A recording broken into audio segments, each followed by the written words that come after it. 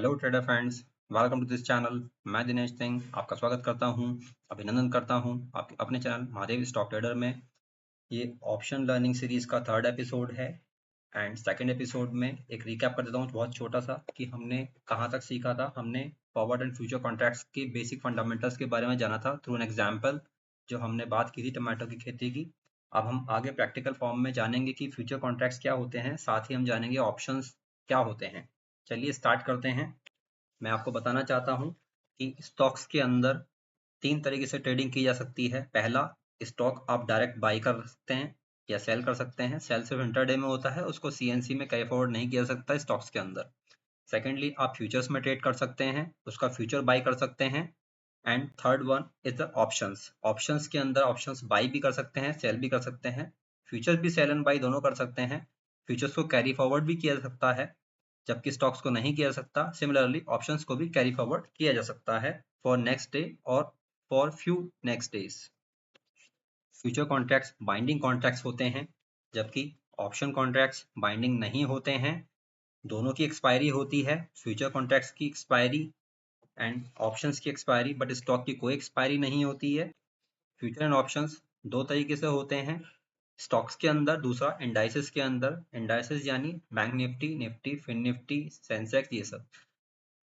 आज हम बात करेंगे सिर्फ स्टॉक्स के बारे में, स्टॉक्स के ऑप्शंस के बारे में। सिमिलरली वो आप उसको कनेक्ट कर सकते हैं, रिलेट कर सकते हैं बैंक निफ्टी एंड इंडाइसेस से, निफ्टी वगैरह से। उसके लिए भी मैं आगे एपिसोड में कवर कर दूंगा, बट आपको बेसिक फंडामेंटल्स पता होने चाहिए, बेसिक्स पता होने चाहिए बिगिनर्स ट्रेडर फ्रेंड्स के लिए। हम यहाँ से स्टार्ट कर रहे हैं। चलिए हम इसको एग्जाम्पल से पकड़ते हैं। स्टॉक्स तो आप जानते ही हैं, नहीं जानते और डिटेल आगे भी क्लियर कर दूंगा मैं।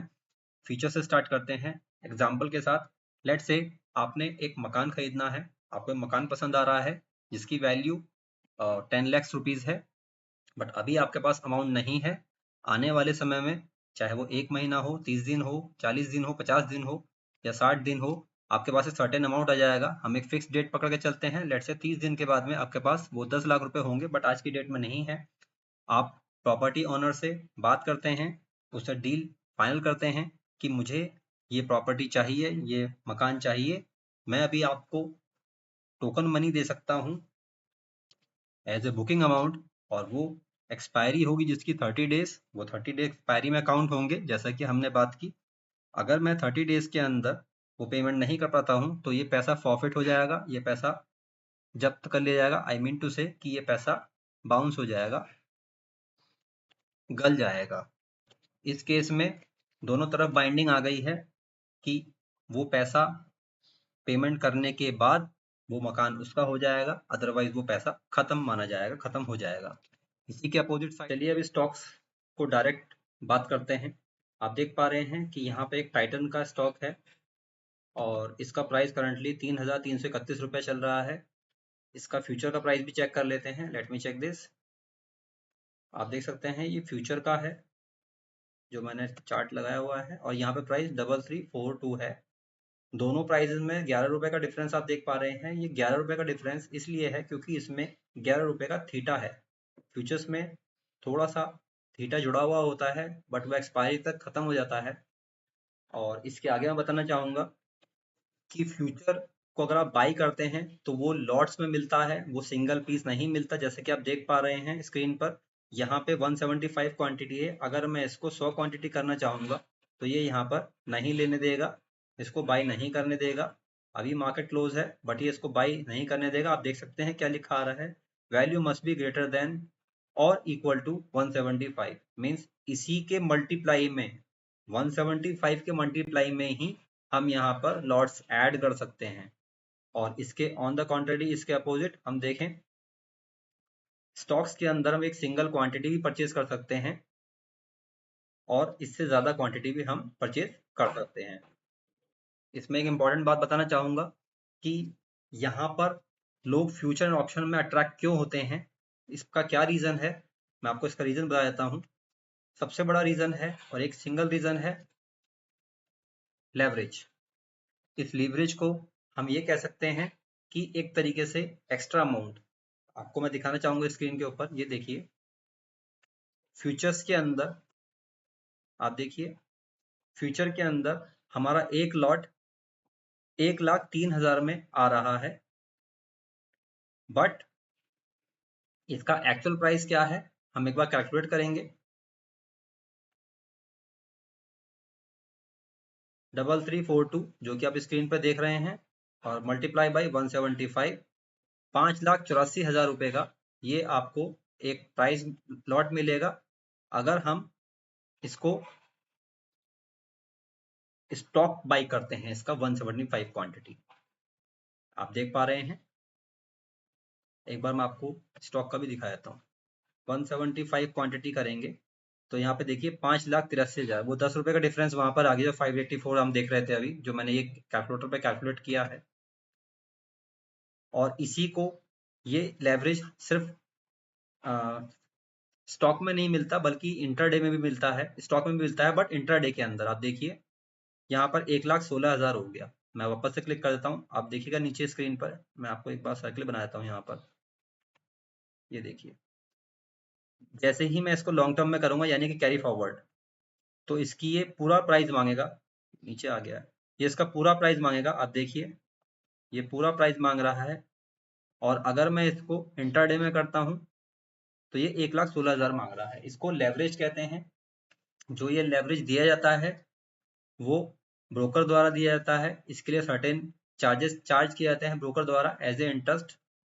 और ये ही एक वजह है जिसकी वजह से ऑप्शन बायर अट्रैक्ट होता है। जो रिटेलर्स हैं वो अट्रैक्ट होते हैं इसके ऊपर। बट मैं आपको बताना चाहूंगा ये काफी डेंजरस होता है। Dangerous in the sense risky होता है किसी भी एक ऑप्शन बायर के लिए, क्योंकि यहाँ पर मल्टीपल फैक्टर्स इन्वॉल्व हैं जो बिना लर्निंग के करना बहुत ज्यादा रिस्की हो सकता है। आपका सारा कैपिटल इरोड हो सकता है, वाइप आउट हो सकता है। इसीलिए हम ये series beginners to advance traders के लिए लाए हैं। जो लोग एडवांस स्ट्रेटेजी जानते हैं, नॉलेज रखते हैं, प्राइजेक्शन रखते हैं, वो चाहें तो इस वीडियो को स्किप कर सकते हैं, आगे आने वाली वीडियो को ज्वाइन कर सकते हैं। और अगर आपके पास समय है तो प्लीज आप देखिएगा, हो सकता है कुछ पार्ट आपके काम आ जाए हमारे इस वीडियो में से। इसमें हम आगे आने वाले समय में आपको बताना चाहूंगा कि इस सीरीज का क्या थीम रहने वाला है। आगे आगे हम इसमें ग्रीक्स भी कवर करने वाले हैं। ग्रीक्स में हम क्या कवर करेंगे?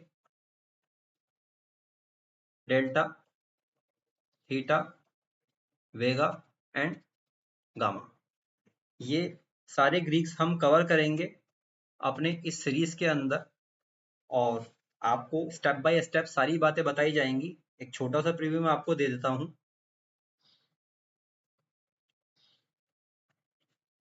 जैसा कि आप देख पा रहे हैं ये स्ट्रेटेजी बिल्डर है और करंट प्राइस स्टॉक का 3,331 है और फ्यूचर का हमने देखा था 3,342 था। तो यहाँ पर मैं इसको साइड कर देता हूँ। यहाँ पे हम देखेंगे कि 3,330 और 40, ये यहाँ पे देख पा रहे हैं ये एटीएम का स्ट्राइक प्राइस है। जस्ट अ मोमेंट, ये 3,340 स्ट्राइक जो है एटीएम का है। 0.52 डेल्टा है, 0.49 डेल्टा है। और इसके नीचे जाएंगे मतलब कि प्रोग्रेसिव फॉर्म में जाएंगे तो ये डेल्टा कम हो जाएगा, प्राइस भी कम हो जाएगा। और इसके अंदर और दूर की वैल्यू जाएंगे तो यहाँ पे आप देख पा रहे हैं कि यहाँ पे कोई भी लिक्विडिटी नहीं है। लिक्विडिटी क्या होती है, प्राइशन क्या होता है, ये सब हम आगे आने वाली सीरीज में बात करेंगे। हम इस सीरीज के अंदर कंप्लीट प्राइजेक्शन की नॉलेज देंगे, एक एजुकेशन होगी आपके लिए। और साथ ही उसके अलावा हम टेक्निकल एनालिसिस भी आपके साथ शेयर करेंगे। और हम अभी हमारी जो स्विंग ट्रेडिंग की सीरीज चल रही है वो लाइव चलती है। एनालिसिस वीडियो आता रहता है ऑनलाइन। जब मुझे टाइम नहीं मिल पाता तब मैं नहीं डाल पाता हूँ, बट मैं उसकी कंटिन्यूशन आगे चेन बना के ले जाता हूँ वीडियो में, पुराना रिकैप सारा बताता हूँ। उससे आपको हेल्प हो जाती है कि आप समझ सकते हैं कि हमने कहाँ ट्रेड लिया। आगे आने वाले समय में मैं इसमें एक और स्टार्ट करूंगा, वो ये होगा। बट मैं आपसे पहले आपको मैं एक डिस्क्लेमर दे दूं कि जो हम लाइव ट्रेड लेंगे वो कोई आपके लिए टिप नहीं होगी, ना ही कोई आपको एडवाइस है हमारी तरफ से कि ये ट्रेड ले। हम लाइव ट्रेड लेंगे अपना और वो आपके साथ शेयर करेंगे, वो आपकी मर्जी होगी। आप अपने फाइनेंशियल एडवाइजर से या सेल्फ एनालिसिस पे करने के बाद में आप उस ट्रेड को ले सकते हैं। जो भी प्रॉफिट लॉस होगा हम सारा शेयर करते आए हैं, आगे भी करते रहेंगे। साथ ही हम उसके अलावा इंटरडे की भी हम करेंगे, बट इंटरडे हमारा सिर्फ बैंक निफ्टी और निफ्टी में रहेगा, क्योंकि मैं ज़्यादा प्रेफर बैंक निफ्टी को करता हूं। तो बैंक निफ्टी में ही हम बनाएंगे। इंटरडे में हम बाइंग साइड में होंगे। यहाँ पे हमारी जो स्विंग ट्रेडिंग की सीरीज चल रही है वो सेलिंग साइड में चल रही है। हम अभी करंटली शॉर्ट स्ट्रैंगल बनाते हैं।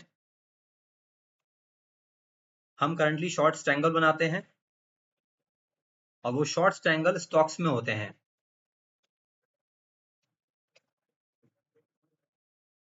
सारे शॉर्ट स्ट्रैंगल स्टॉक्स में होते हैं क्योंकि वो ज़्यादा सेफ होता है।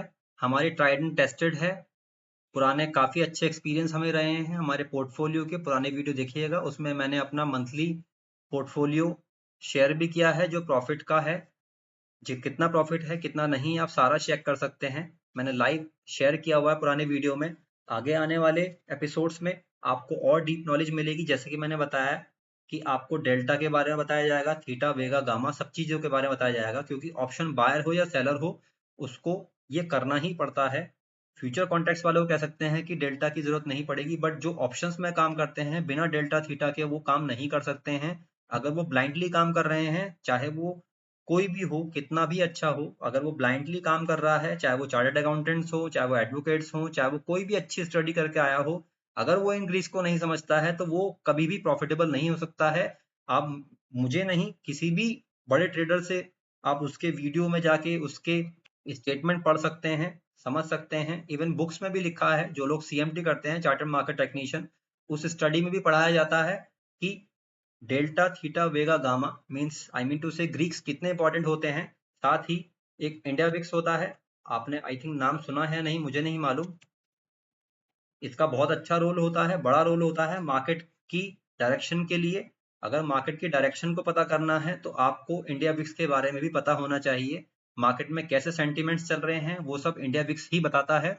आगे आने वाले समय में हम इंडिया विक्स को भी करेंगे कवर, और आईवी को भी कवर करेंगे। उसमें हम क्या होती है एटीएम आईवी, ओटीएम आईवी, क्या होता है delta, ATM delta, OTM delta, theta vega कैसे काम करता है, गामा का कब रोल होता है, कम एक्टिवेट होता है गामा, ये सब चीजों के बारे में हम बात करेंगे आने वाली इस एपिसोड में। अभी ये थर्ड एपिसोड को हम यहीं क्लोज करते हैं। आज के लिए मैं आपसे विदा लेना चाहूंगा। जो लोग चैनल पर नए आए हैं प्लीज सब्सक्राइब करके जाइएगा। वीडियो अच्छे लगे तो लाइक कीजिएगा। पूरी लर्निंग सीरीज में जुड़े रहने के लिए आप हमें सब्सक्राइब कर सकते हैं। Thank you very much.